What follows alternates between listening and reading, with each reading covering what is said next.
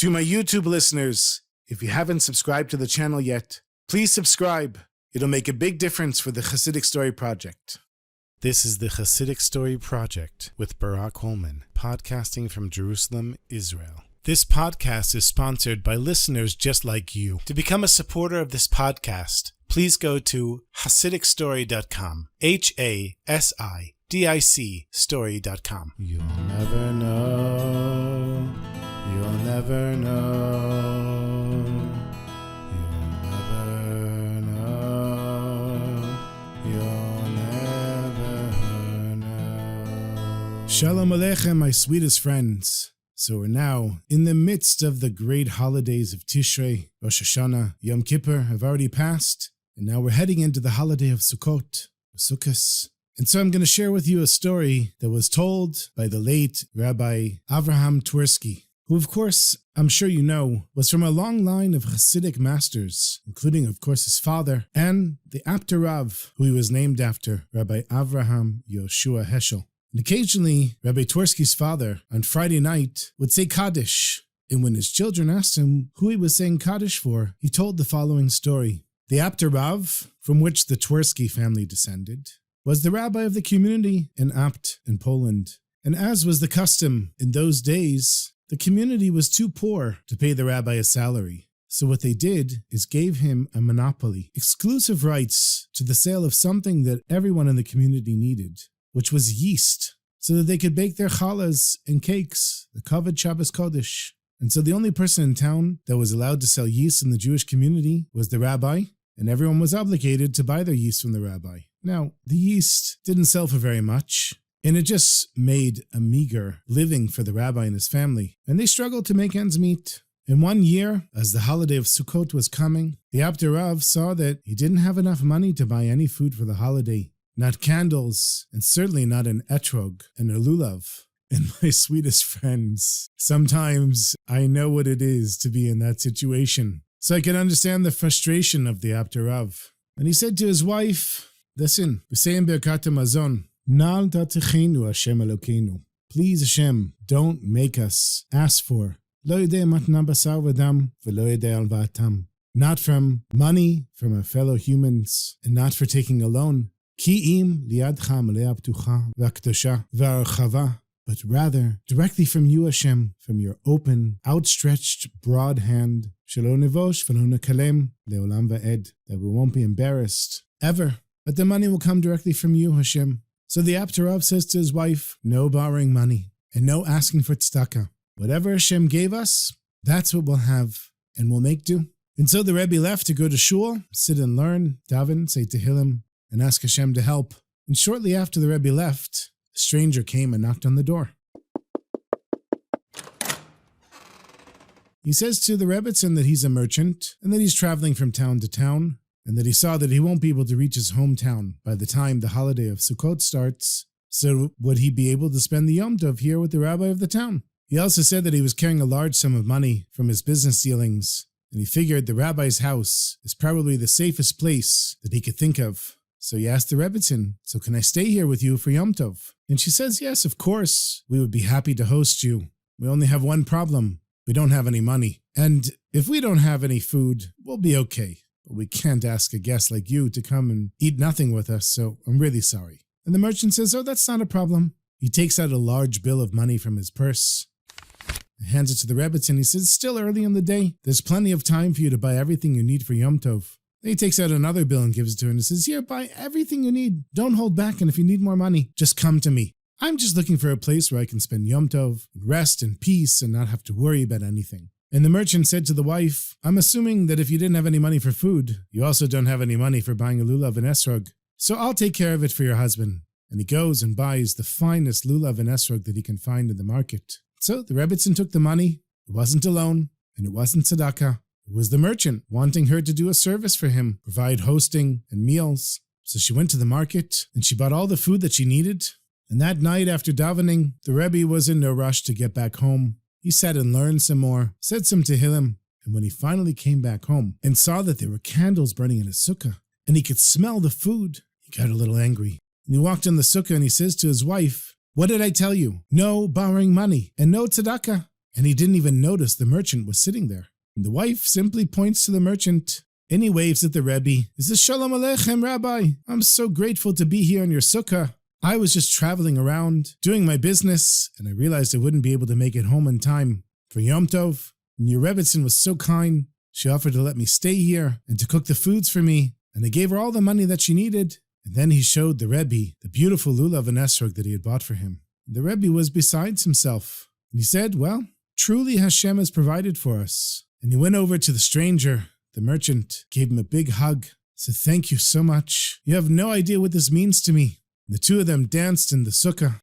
and then they started the meal. And as soon as the meal began, the merchant who was sitting next to the Rebbe at a long table full of many chairs, the Rebbe said to him, would you mind moving over one seat? So the merchant says, sure, no problem, Rebbe. He gets up, moves to the next seat. And a minute or so later, he says to the merchant, I'm so sorry to bother you. Would you mind moving down one more seat? So he gets up and moves to the next seat. This goes on until eventually the merchant was seated at the other end of this very long table in the sukkah. But there was no one else there. It was just the Rebbe, his Rebbitzin, and the merchant. So the merchant says to the Rebbe, Rebbe, I'm happy to move down to the other end of the table. Maybe I don't deserve to be next to a great tzaddik like you, but we're the only ones in the sukkah. Why are you pushing me to the other end of the table? Would it bother you so much that I sit next to you? And the Rebbe gets up and he kisses the man on his forehead and he says, my dear child, don't think that way. You're very precious to me, and only Hashem can reward you for what you've done for me and my wife. But how can you say that there's no one else here in the sukkah? Don't you know that the Avot, the patriarchs, Avraham, Yitzchak, Yaakov, Moshe, Aaron, Yosef, and David, they visit the sukkah. And where were they supposed to sit? Please forgive me, I had to make room for them. That's why I asked you to move down. The merchant's eyes opened up really big, and he said, you mean to tell me that they actually came to the sukkah? It's not just an imaginary thing? And the Rebbe just smiled. The merchant got up and kissed the Rebbe's hands and gave him a hug. He said, thank you, Rebbe, for hosting me in your sukkah. And the next night, the merchant, he didn't even wait to be asked. He immediately and joyfully took his place at the end of the table. And at the end of the meal, the merchant went over to the Rebbe and he said, Rebbe, it is a great zchut, a great merit, a privilege to share the sukkah with a tzaddik like you and the patriarchs. But Rebbe, I'd like to actually see them and not just imagine that they're here. The Apter Rav, he shook his head and he said, no, my child. This would be too intense for your soul to be contained within your body. You simply couldn't handle it, and I can see that you have many more years to live. I'm sorry, I can't allow that. And the next day, the merchant came to the sukkah. He says to the Rebbe, Rebbe, I've given it a great deal of thought, and I'm already 60 years old. Maybe I'll live another 10 years, 15 years. I don't have any children. I never married. And it would mean so much to me, Rebbe, if I could see the patriarchs. What a zchut, what an honor, if I could just see them. And the Rebbe tried to dissuade him. He said, no, it's not your time yet. But the merchant was adamant. And so that night, the merchant sat at the end of the table, and he merited to see each of the Avot, each of the patriarchs, come in one after the other, and sit down at the Rebbe's table in the sukkah. And can you imagine, my sweetest friends, to actually be able to see the Avot sitting in your sukkah? The next morning, the merchant wasn't feeling well. He couldn't get out of bed. And the Rebbe came and sat at his bedside.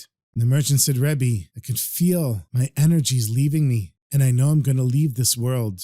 But believe me, Rebbe, I have no regrets. To see the Avot was worth a dozen more years. I would happily do it again. It was worth everything. But I only have one regret, Rebbe.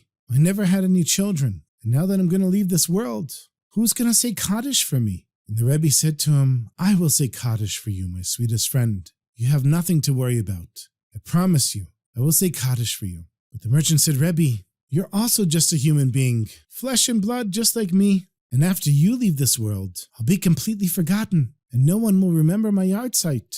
And the Rebbe thought for a moment, and he said, I'm going to leave instructions in my will that my descendants will say Kaddish on Friday night in your memory. And so Rabbi Twersky's father said that he would say Kaddish on Friday nights in the memory of the merchant who merited both the privilege of providing for the Apter Rav the food for the holiday in his lulav and esrog, and also had the merit to see the ancestors of the Jewish nation.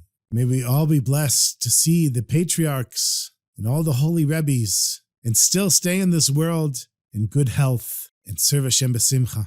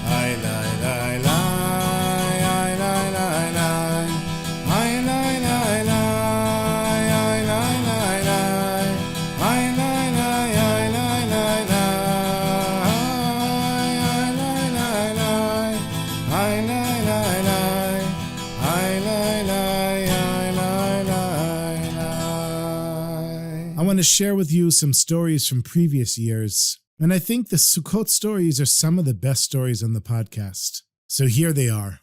This is a story that the Karliner Rebbe would tell every Sukkot. In a small town, there was a Karliner Chassid who was very poor. He didn't have anything, barely had a home, but every year when Sukkot came, it was mamish his holiday. He would build himself a little sukkah out on the road, and with his whole family, they would be celebrating, singing, dancing, playing instruments, all Sukkot.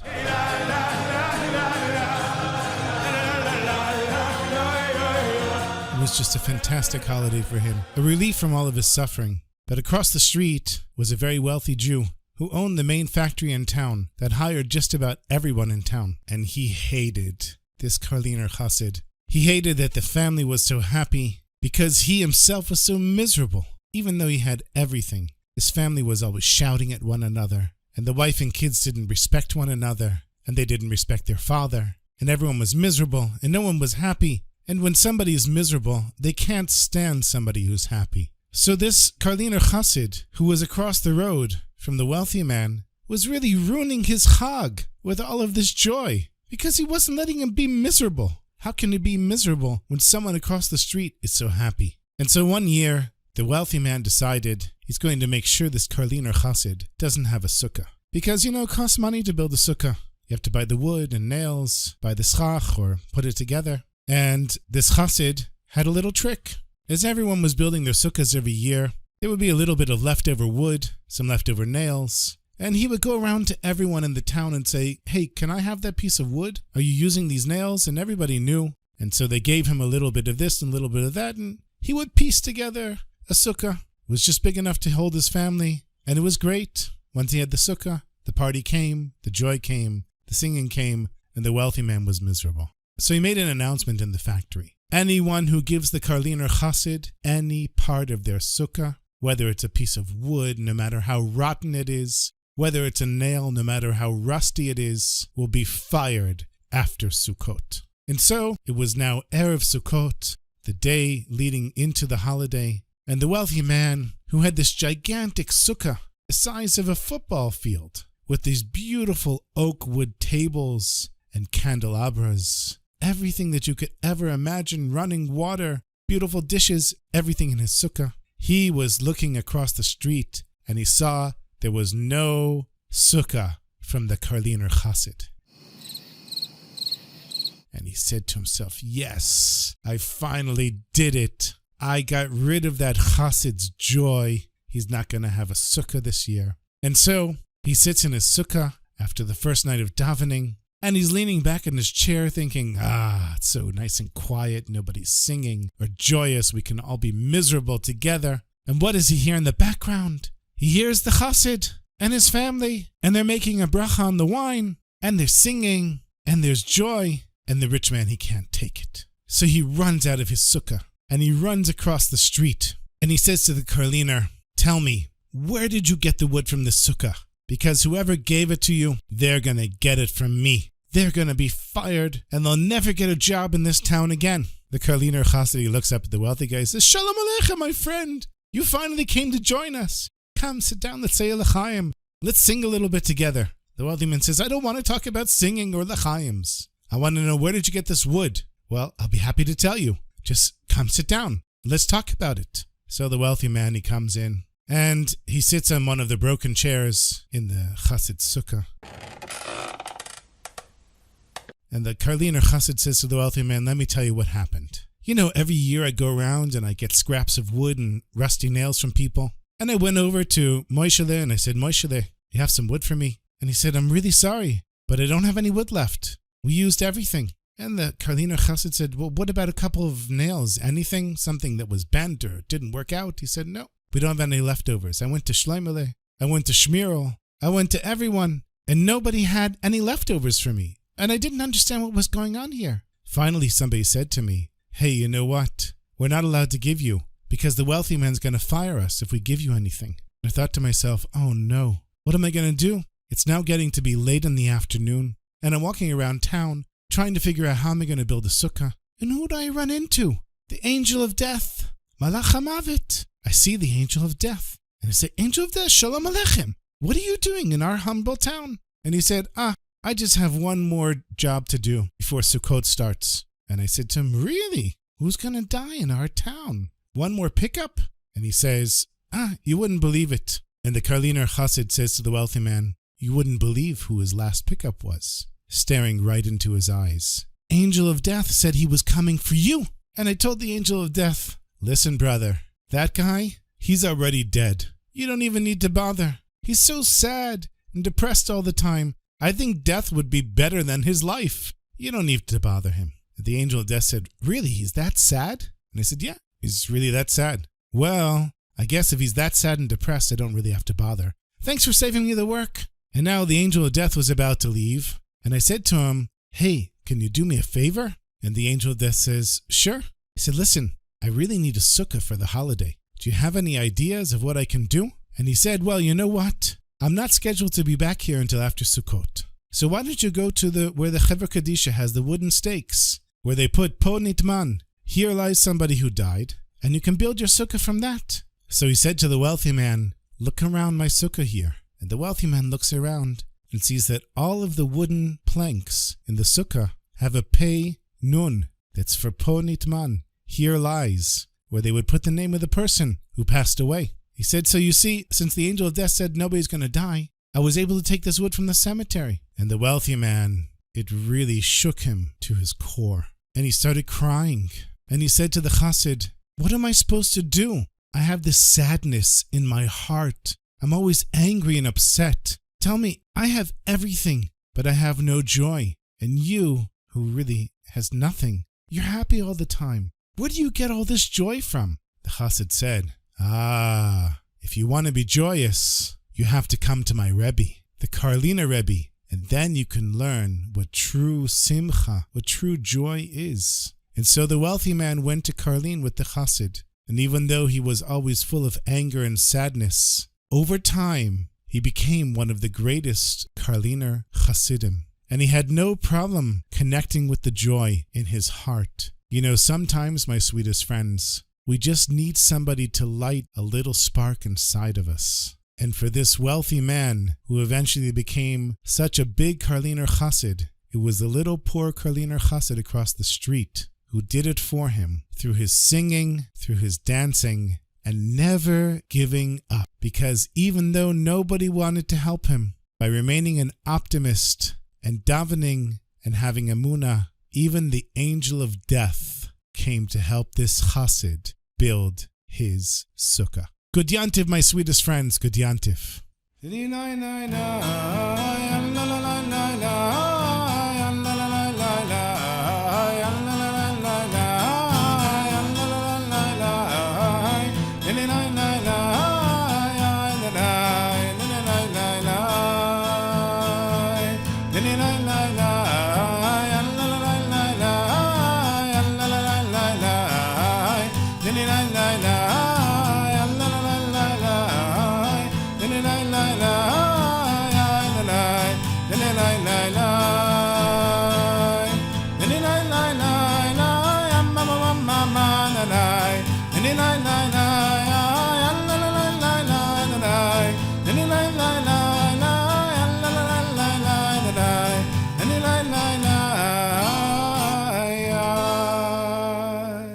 Everybody who's been to the old city of Jerusalem knows that before there were water pipes and irrigation, the residents of Jerusalem received all their water from large cisterns that were dug in and around the old city. The way it worked is the winter rains would come, fill the cisterns, and then people would have water to live off of until the next winter came. It was in the early years of the 1600s when the Ottomans were ruling over the land of Israel, and there was a serious drought. All the winter months came and went, and it didn't rain. The days kept passing, no rain, just beautiful, clear skies. Well, it wasn't so beautiful when you needed water. The earth was drying up and starting to crack.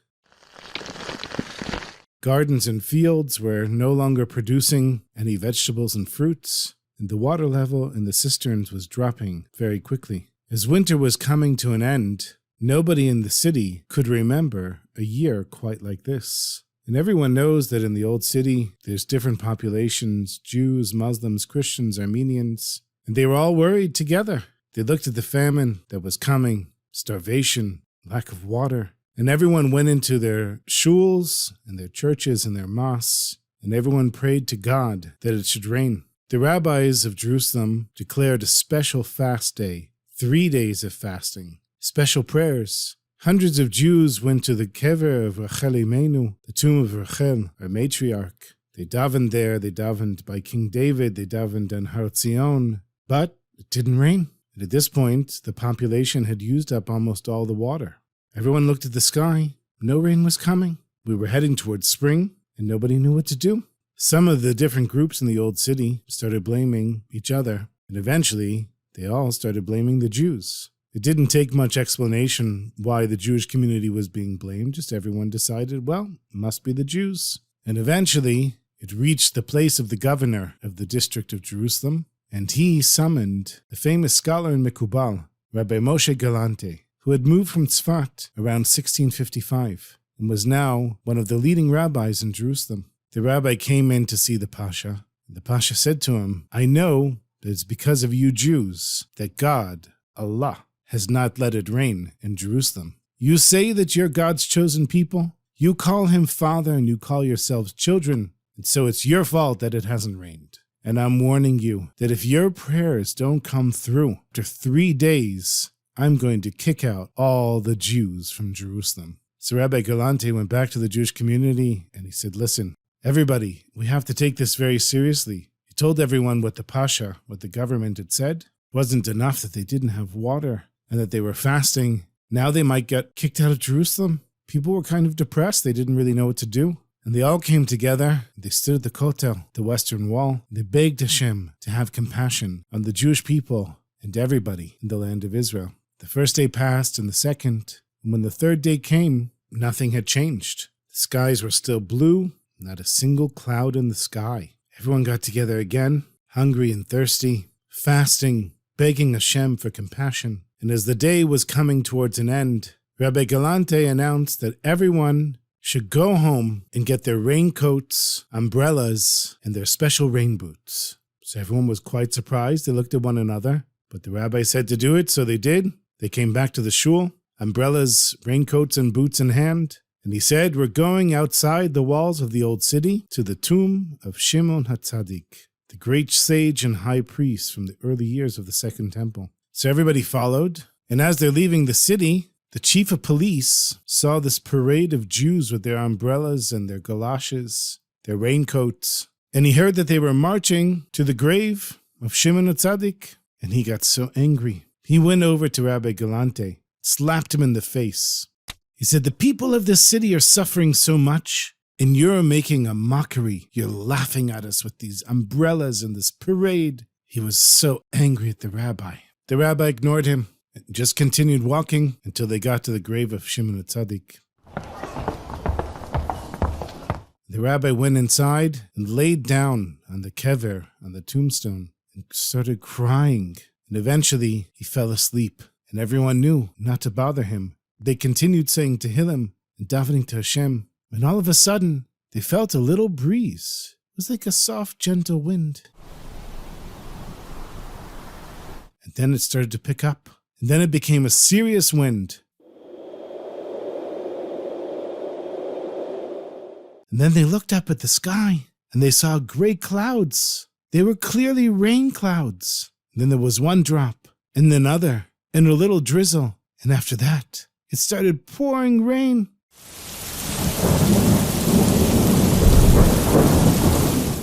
Of course, the Jews came with their raincoats and their umbrellas, so they opened the umbrellas. And in no time, they were in the midst of a huge rainstorm. Everyone went to the nearby houses and trees to get shelter. And in the distance, they saw somebody running as fast as he could towards them, his boots in the mud. Water flying as he ran through the streets to get to Rabbi Galante, who was now awake and laughing in the rain. It was the chief of police. He threw himself down in the mud at the rabbi's feet. He said, "Rabbi, please forgive me. I'm so sorry how I insulted you. Didn't realize you were such a great and holy person." He didn't feel like the rabbi really got it. So the chief of police picked up the rabbi and put him on his shoulders and started marching with him, with all the Jews coming back into town with their umbrellas and their boots and their raincoats. And the chief of police carried Rabbi Galante on his shoulders all the way to the door of his house. The rainstorm continued all night, and by the morning, all of the cisterns were overflowing with water. Later that day, the Pasha came himself and apologized for threatening to expel the Jews. He thanked the rabbi, and he said, "Now I know that your God is a real God, and that you Jews are really God's chosen people." In the davening, we say, "Mashiva ruach mu'ed geshem," which literally means that Hashem makes the wind blow and brings the rains. But another way of interpreting it is that when you stir up the spiritual passion and energy, you can bring down physical abundance. And that's what the Jews in our story did. They davened, and through their davening, Hashem was able to send them the blessings. May we be blessed with a good and sweet year, rains that heal and not rains that harm, and have bounty and plenty for the whole Jewish people, the land of Israel, and the whole world.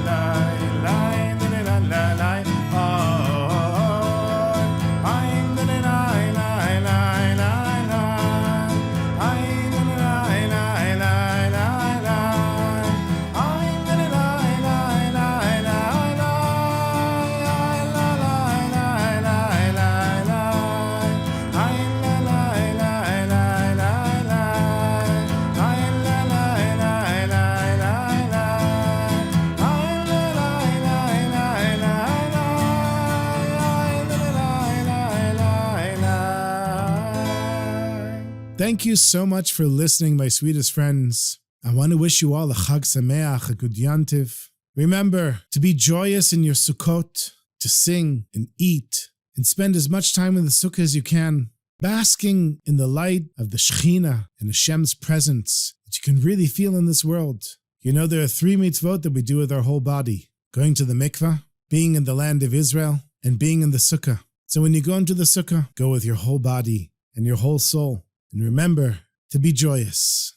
Next week, I won't be releasing an episode of the Chassidic Story Project since it'll be Chol HaMoed Sukkot, and I'll be sitting in the sukkah. But the week after, Be'ezrat Hashem, we'll start again, and we'll bring all the strength of the holidays with us. Good Yantiv, my sweetest friends. Good Yantiv.